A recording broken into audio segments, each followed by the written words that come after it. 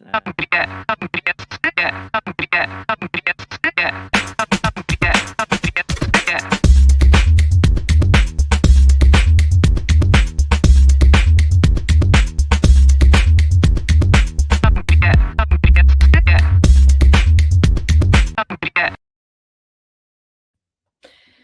Chris. Welcome to Happy Thursday. Stephanie, how are you? It is great to see you. You're looking wonderful, as always, on this Thursday morning. Thanks. I like your hair today. Thank you. I did it special for you. You know, men should pay attention to how they are dressing, especially as they're commuting into work, because what's the difference between a poorly dressed man on a tricycle and a well-dressed man on a bicycle? I don't know, Stephanie. What is the difference between a poorly dressed man on a tricycle and a well-dressed man on a bicycle? Attire. Oh, God. I hate that I found that so funny.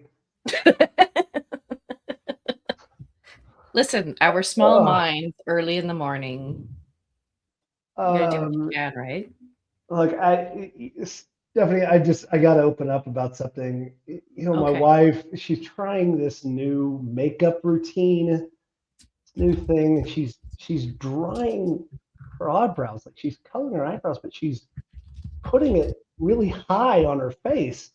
When I said, honey, I think you're putting your eyebrows too high on your forehead, she looked surprised.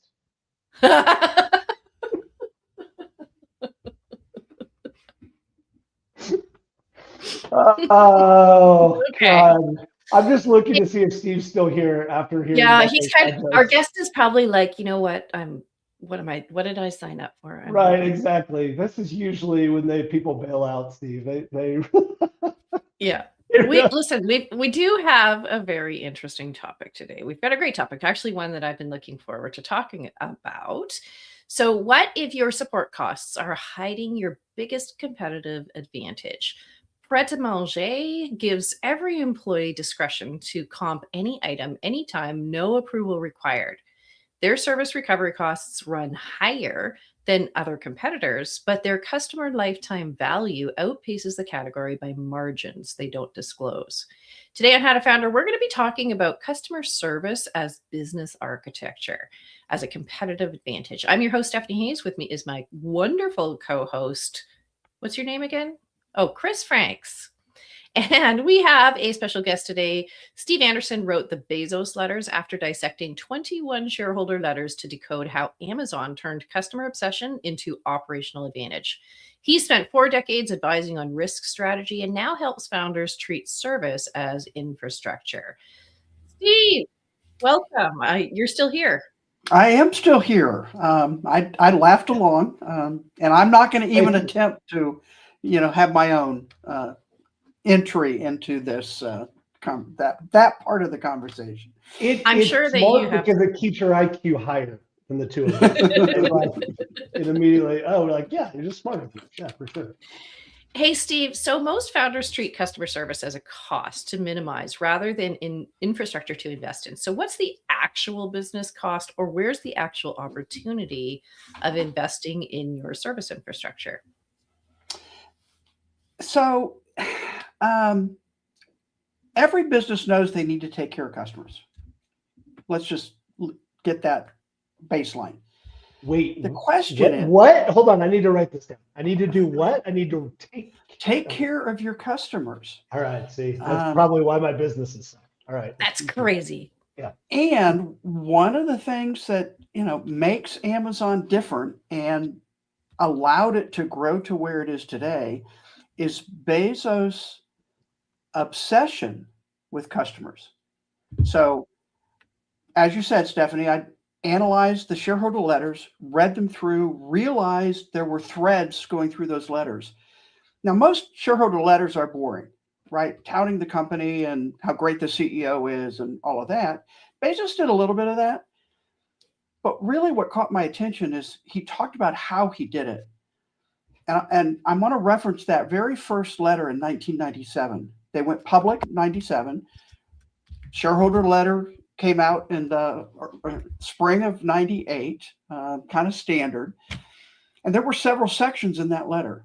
One of those sections was that we will obsess over customers.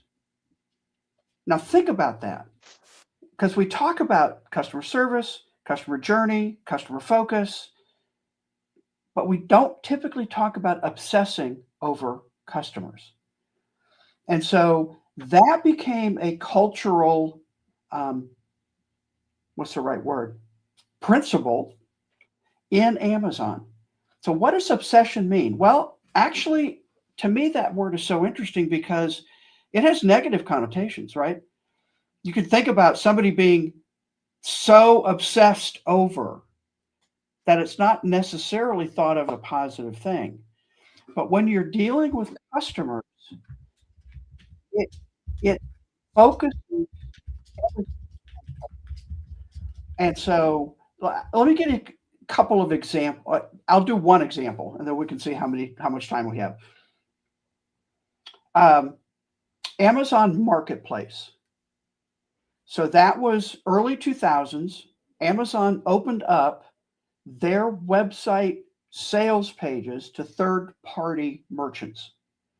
Now, there's a long history about how they got there, but who in their right mind opens up their prime real estate to their competitors? But here's what Bezos said. If a third-party seller has a product that we don't have in inventory, that's better for the customer. If they have a price that's better than we can get, that's better for the customer. And if it's better for the customer, it'll ultimately be better for Amazon and our shareholders. And that's the idea of customer obsession, having that filter through what's best for the customer. That obsession also goes to, I think, one of the keys to how Amazon has grown, which is we invent on behalf of the customer. And so always having the customer in mind when you're looking at products, platforms, services, what's next, what can we invent on behalf of the customer before they even know they want it or need it? So I think this goes beyond like motherhood and apple pie, just being good, custodians of your customers. There's actually, so Patrick Lencioni wrote Getting Naked, right? And it's all about just that obsession with your customers. Oh, somebody's got a train going by. I just for a second I thought that was in my head. I was like, oh, here we go. There it is again. Right. So Patrick Lencioni's book talks about how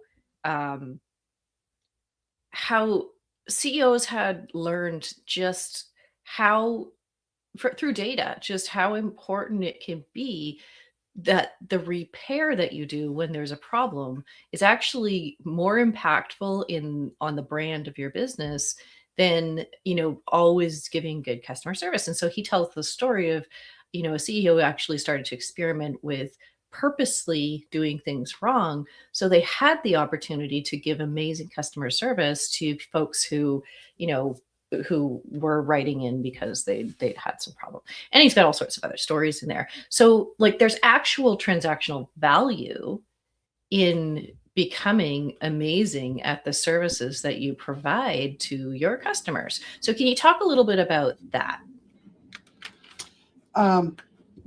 One of the things Bezos said is customer service is a failure. Because the reason somebody comes to you for help is something went wrong. And how can we fix their problem? But more importantly, and again, Stephanie, you just alluded to it, how can we fix the systemic problem that caused that customer's problem? And so he was focused on not just taking care of the customer, but fixing whatever process was in place that caused the problem in the first place. And so one of the focuses of Amazon throughout the years that they've been doing this is actually automating problem solutions, meaning having systems in place that actually monitor so that somebody is notified when a problem occurs and can take proactive action.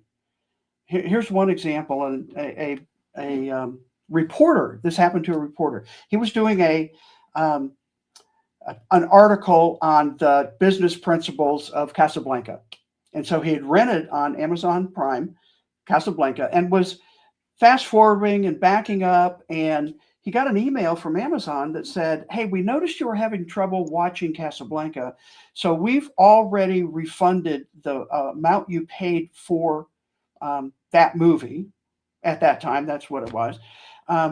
And he wrote an article about it saying, they noticed I had a problem, and they automatic. I didn't have to ask for the help. I didn't have to ask for a refund because I couldn't watch the movie. That's the ultimate customer service.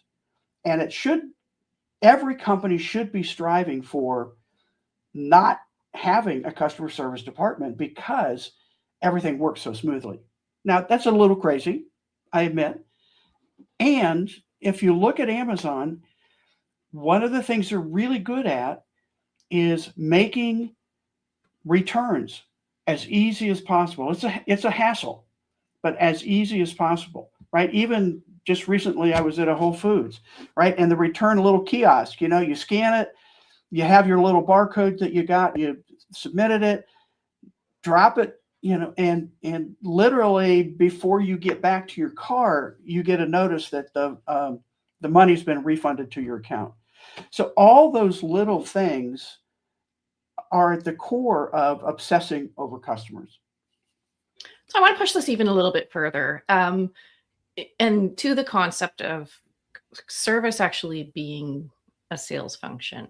And I know, Chris, you and I have had a conversation about this before, and I know that some of your previous roles, you have been in a business, or you've owned a business where that really mattered. So can you talk a little bit about your own perspective on the idea of customer service actually being a sales role?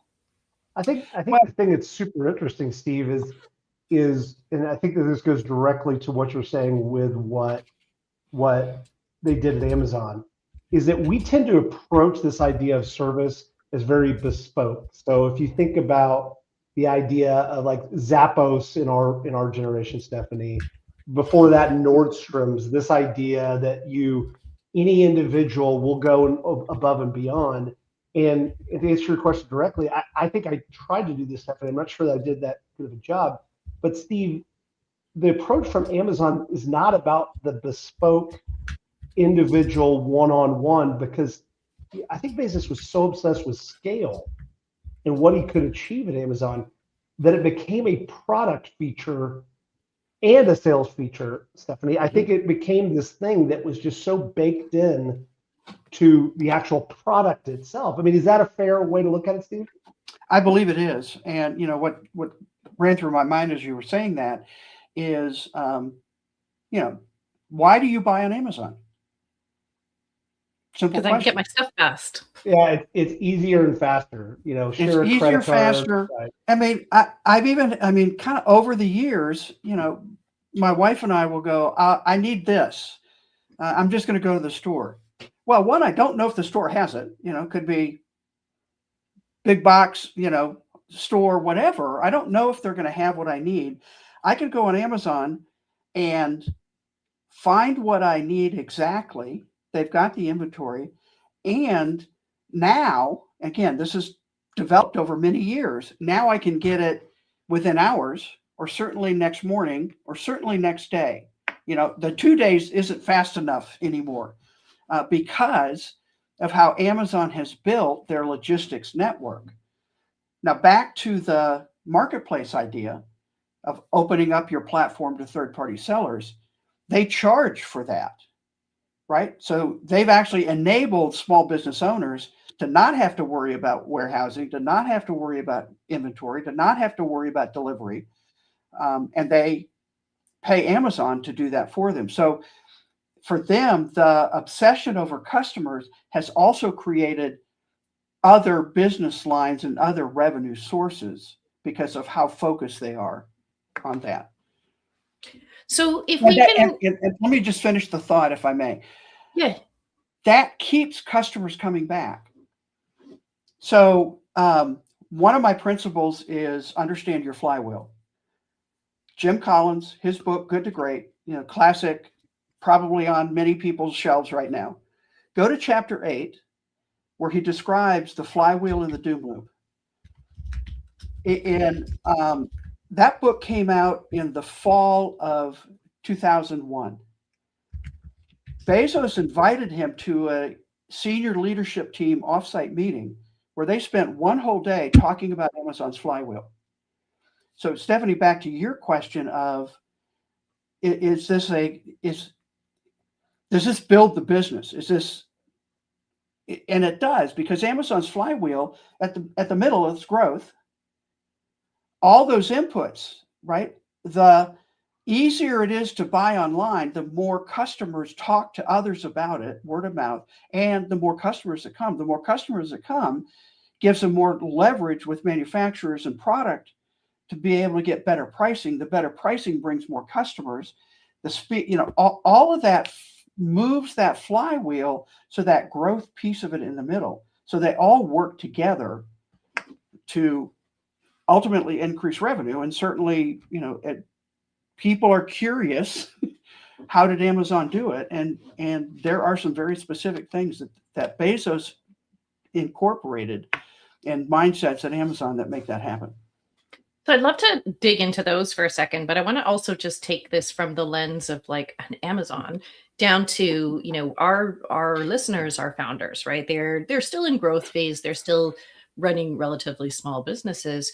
So what can we take from the Amazon experience that can practically be applied with smaller businesses or earlier stage businesses? Like, what would you do at that early stage when you don't have the benefit of scale and you don't have the, quite the reach that an Amazon and resources that an Amazon might? So the first thing I would remind everybody listening is Jeff Bezos started on his hands and knees in his garage in a house in Bellevue, Washington, just like everyone else. He had a vision, he had an idea, he had a long-term vision, and he took the steps necessary. So Amazon didn't start out at $1 trillion company. They started out with this crazy idea in the mid 90s that the internet would be a place where people could buy things. They started with books because that was an easier place to start. Right? One book is exactly the same as another. What distinguished Amazon from bookstores is Amazon could carry every book published. A bookstore, even the big box stores, carry a maximum 150,000 in inventory. So if you didn't have the book, you had to order it. People didn't know that, 2-week delivery was fine. They could get the book that they needed. His vision never was to stop there. And I think that's one thing for startups, certainly. What is your long-term vision? And do you have one? And then how are you going to execute doing that? So the other principle, and it's actually the very first principle, is encourage successful failure. So kind of back to your question, how can small business founders right now do something? What can help them? Bezos said, if you're going to invent on behalf of the customer, you have to experiment. If you're going to experiment, you're going to fail. So you have to build in a culture of what I call successful failure. Meaning, if you try something and it doesn't work, then why didn't it work and what can you learn from that? Now, I also want to say Amazon has always had an intolerance for incompetence. So this is not just who cares, let's throw it against the wall and see what happens. This is strategic, this is thoughtful, this is planned, and you can do this at any stage of business growth. It is one of the key reasons Amazon did grow to what they are today. Okay. Chris, reflect on what you're hearing in terms of smaller businesses, founders, like what, you're in this stage right now. What do you take out of this that you would want to apply to the business that you're growing right now? I think that there's been three things that I've really focused on from what you said, Steve. And I do think that it's a lot of the stuff that the dogma that we grew up with, Stephanie, which is the lean startup, Eric Ries, fail fast, all that sort of stuff. That focus of getting out of the building, finding answers, even as we think about, 3 Steps to Epiphany, all those early books that talked about customer development. I don't know that there's ever been another business that scaled the way that Amazon has, that baked that into the culture more. And I also think that concept of failure, learning, one of the pieces that came out of the lean startup movement was this idea that startups are learning organizations. And failure doesn't matter, learning does. Failure without learning, that's real failure. But if you make a mistake, if you learn something critical about your business, about your customers, that could be an incredibly positive thing. I don't know. I mean, you could look at Meta on the other side as far as how they bake stuff into their constantly multivariate testing. But I think that there's a tension there of saying we want to build a great business, want to build a scalable business, but we want to do it in a way where we're continuing to learn and experiment and innovate. And Steve, I think that really is one of the things that is most innovative about Amazon, is that it becomes structurally so hard to do that in big companies. Mm-hmm. It's a huge company now. It's a colossally huge company. There becomes a disincentive in big companies to innovate and to test and to fail.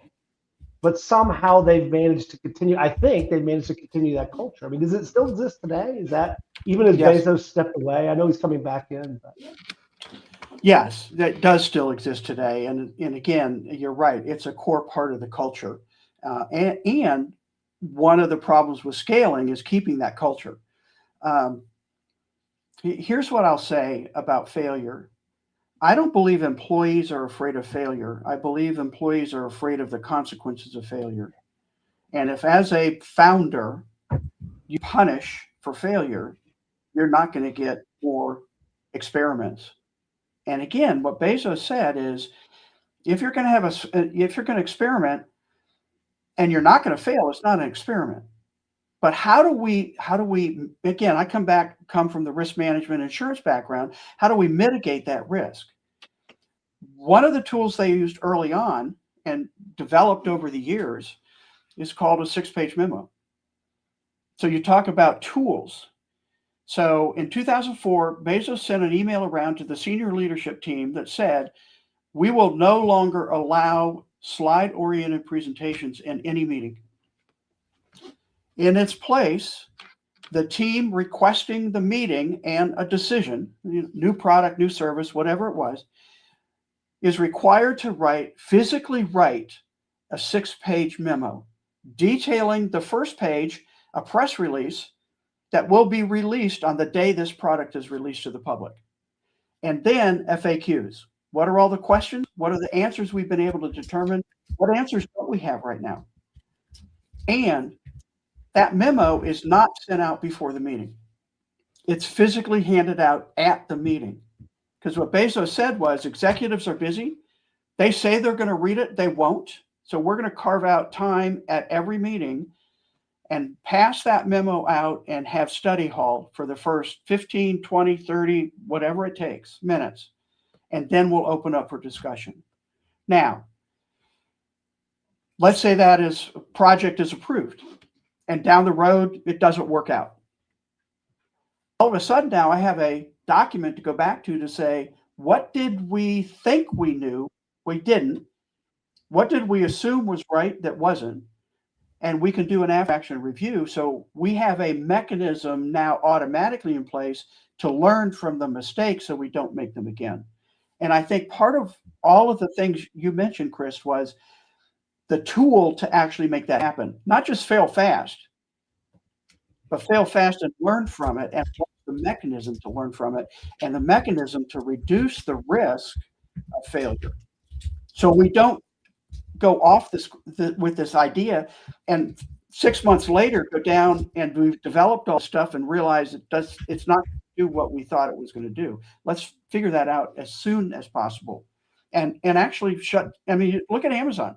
I've actually documented over 60 major failures at Amazon.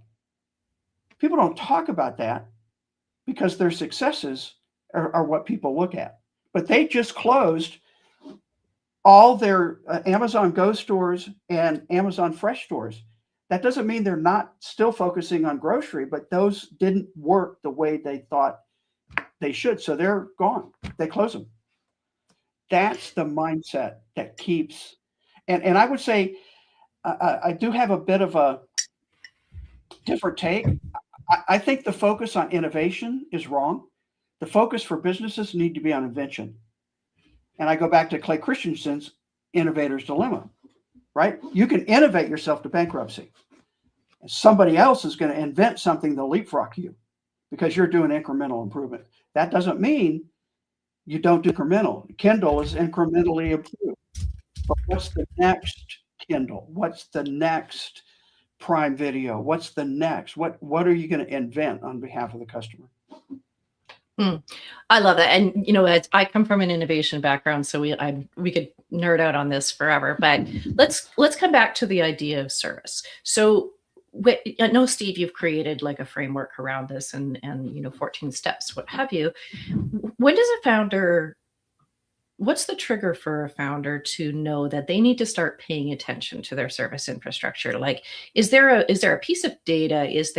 Are there, you know, catalysts for them to watch for where they can recognize that investing in their service infrastructure is actually going to help them perhaps even more than investing in customer acquisition or something like that? Yes, that's really interesting. And I deal with a lot of small businesses. And what the thought that comes to mind, really a couple things. One is, I think most small business owners don't actually understand their customer journey. So where is the friction a customer experiences? Do you even know? And, you know, I don't think you probably do. Find out, you know, and, you know, use a secret shopper idea. Somebody who doesn't know the business, ask a neighbor, ask, you know, a friend to call up and you know, or order something on the website that you're selling and find out where are the stopping points, where are the frustration points, where those are easy first places to start fixing the customer experience. Because if you fix it at the originating point, then you're not going to have as much customer service problems later. The other thought that triggered when you said that, Stephanie, is,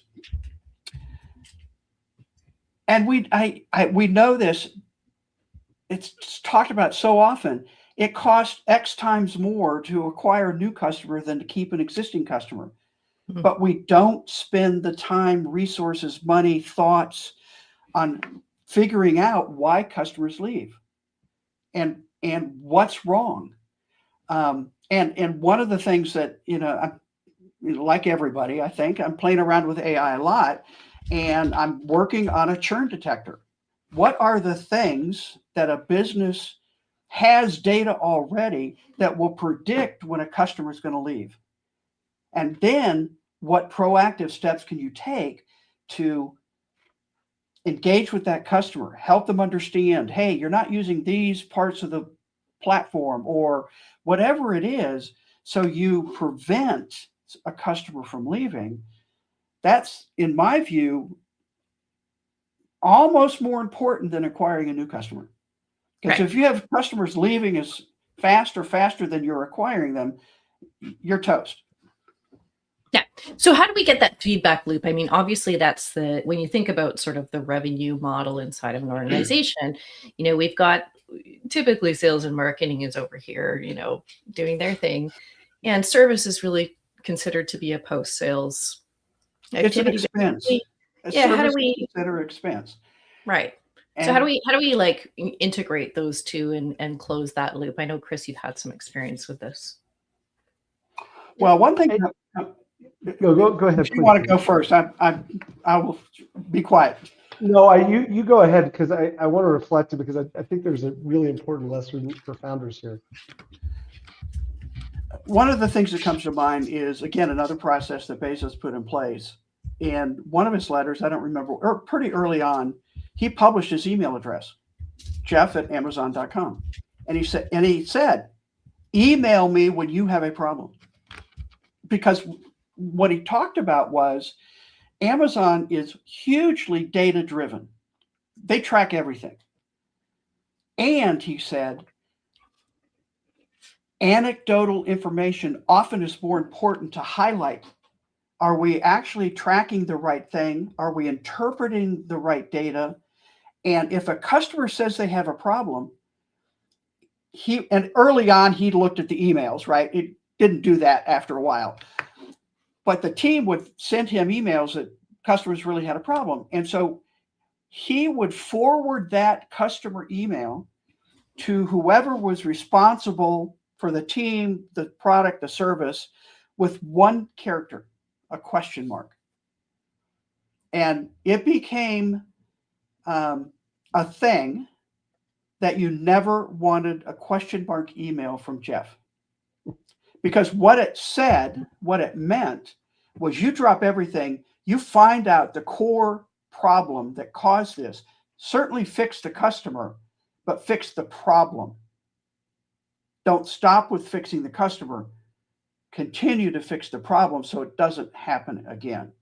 And so he was really data driven, and anecdotal information is really important to make sure you're actually measuring the right thing. And again, I go back to one of my principles, which is measure what matters, question what's measured, and trust your gut. And that's kind of the basis for that idea. So again, when we talk about customer service, are we fixing the problem currently and for the future? And that becomes the strategy of good. And again, there's this interesting, I already said, Bezos said, we shouldn't need customer service department.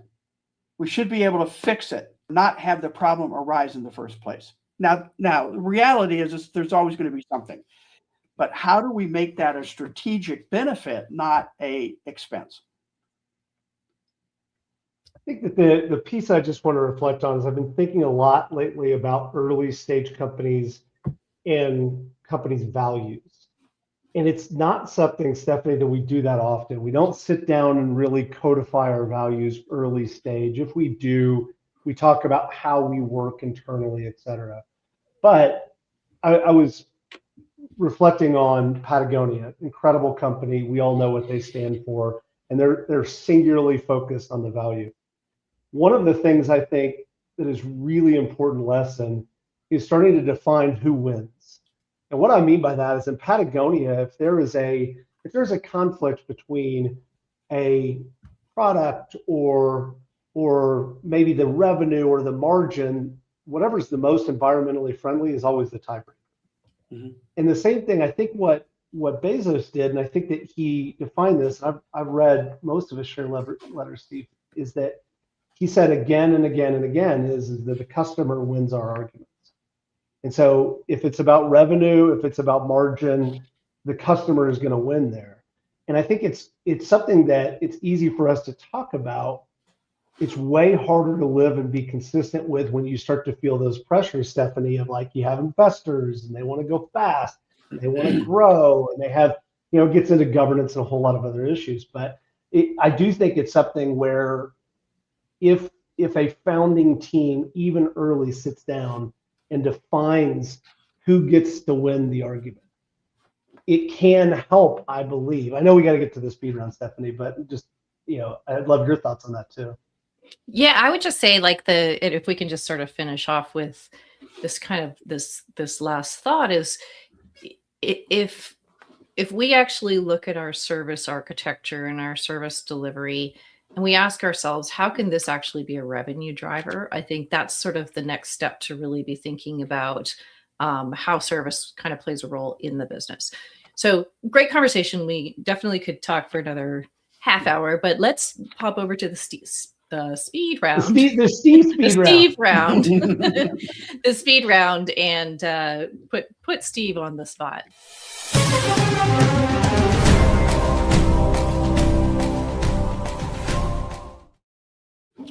You ready, Steve? That little transition is a bit high anxiety. So if you need to do some breath work first, we can took a deep breath while it was playing. Okay, all right. So quick questions, gut reaction. If you don't like the question, we can actually just move past it. But let's do it. What percentage of your budget should go to service before product market fit?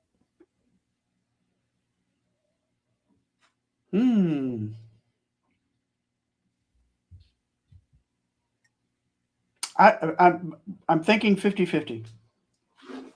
And with a goal of, again, reducing the need for service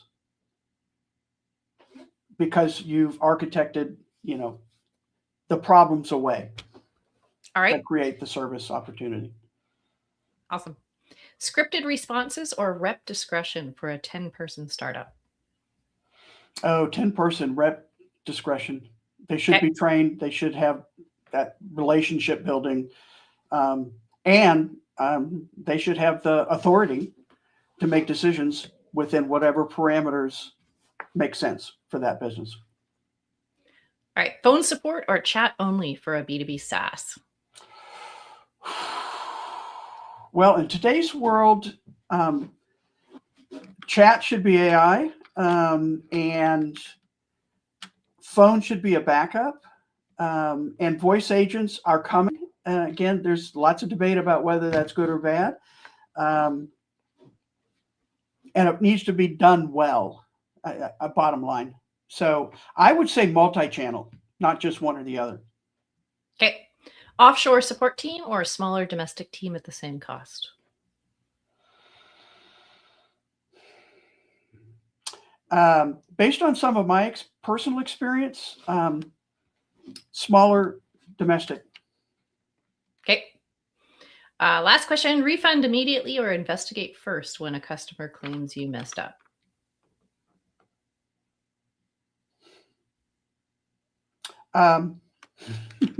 Well, my first reaction is refund immediately and figure out later what happened and fix it.